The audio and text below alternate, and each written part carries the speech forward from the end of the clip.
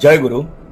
শ্রী শ্রী ঠাকুর অনুকূলচন্দ্র সত্যানুসরণে বলেছেন, রামকৃষ্ণ পরমহংসদেবের কামিনী কাঞ্চন তত্ত্বের আসল অর্থ নারীকে দোষ দেওয়ার নয়, বরং মানুষের ভেতরে কামনা ও লোভকে নিয়ন্ত্রণ করা।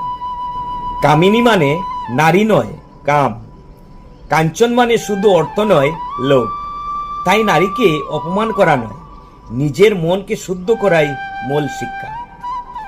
যদি সত্যই প্রতিটি নারীকে মা মনে করি, তবে তাকে সমান অধিকার, সম্মান ও স্বাধীনতা দিতেই হবে, নইলে তো ভণ্ডামি।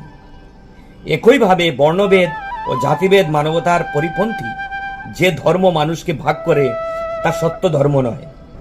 শেষ কথা, মানুষকে মানুষ হিসাবে দেখা, নারী পুরুষ ও জাতিভেদ বলে সমান সম্মান দেওয়াই প্রকৃত আধ্যাত্মিকতা। সবাই ভালো থাকুন, সুস্থ থাকুন। জয় গুরু।